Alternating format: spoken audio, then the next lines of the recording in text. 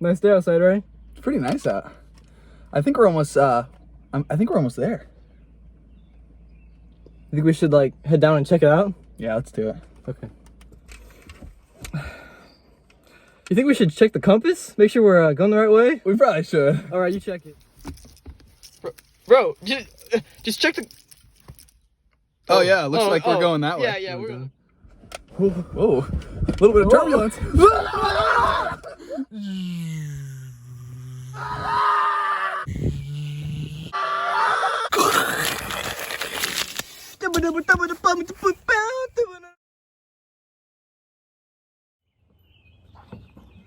Hi, I'm Aidan, I'm Timmy.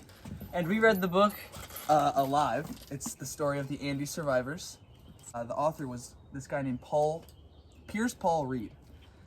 Good guy. And he he wanted to write the book because there's a lot of like rumors and misconceptions about the story of these people that survived. You know, these people didn't deserve to have rumors spread about them after what they'd gone through. And yeah, if you want to tell them what it's about. Basically, what happens in the book is we have a group of people, 45 people, and 16 of the people on the plane were rugby players, and the plane was called the Fairchild, and it was flying over into Chile. Yeah. And as it was flying over the Andes Mountains, they had a little bit of an accident, or incident, as you've seen in our little clip, Yeah. where they slowly went down and they crashed into the Andes Mountains. And basically what happens in the story is they have to figure out how to survive in this landscape of cold and just dangerous things. They have to find out a bunch of like inventions and things. Obviously, like they make hammocks and things like that inside the cargo part of the plane. But eventually they have to resort. They run out of food and they have to resort to eating their dead friends, which is you know, it's horrible. Very sad, but it's what you gotta do. I mean, you know? yeah, you can't blame them.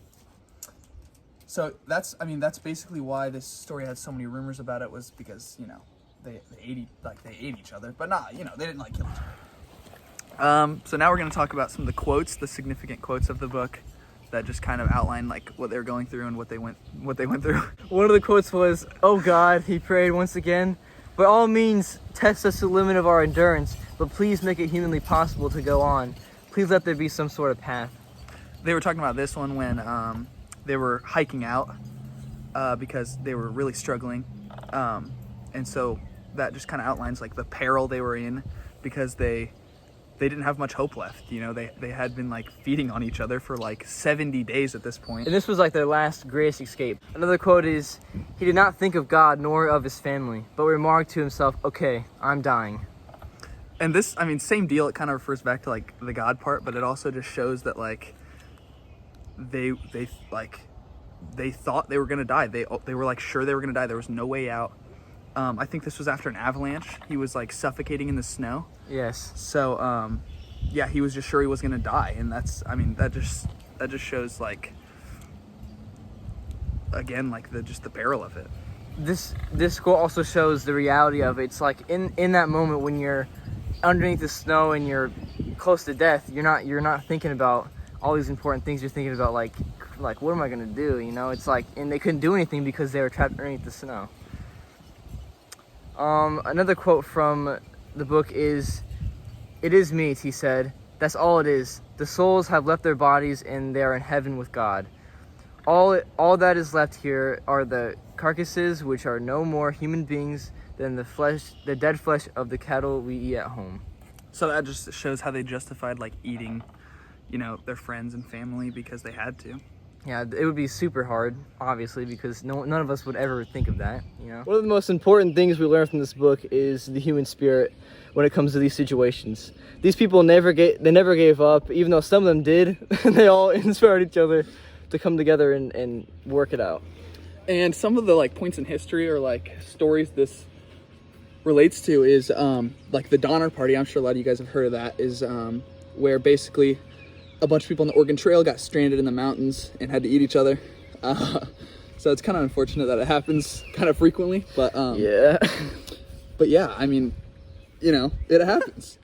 Some of the problems with the book are one of the main ones that we didn't enjoy was half of the like every other chapter, there is the perspective of like the parents of them.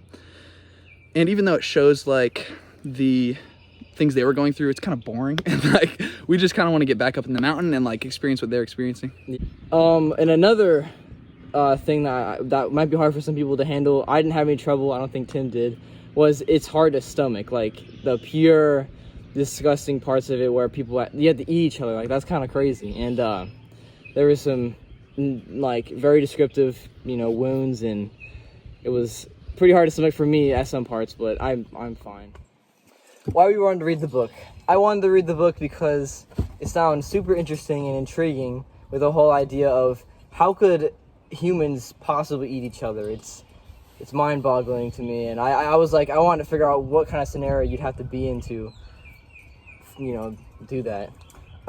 Yeah, I agree with that. I just didn't want to read like some boring like biography about somebody. And me and Aiden both agreed on that. Yeah. And basically, like, just my opinion of the book overall is it's a great book. I'm glad I read it. Even though I had to. I'm glad I did because it was a good pick. It just shows like it outlines again like the human spirit and just to never give up. And yeah, it's just overall a really good read.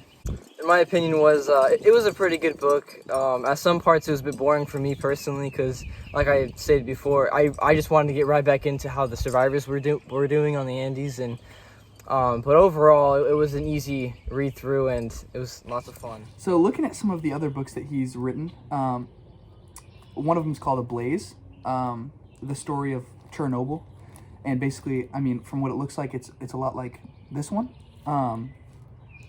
So yeah, he writes a lot of nonfiction. And a lot of his books are nonfiction, and based off of this one, I bet they're all just as amazing because this one was... So basically, I would recommend this book to anyone that can stomach it. It's definitely a one-time read type of deal. Yeah, I mean, overall good read. As Aidan said, I would recommend it. Definitely for a certain crowd, but I do recommend it. Good read by Paul Reed.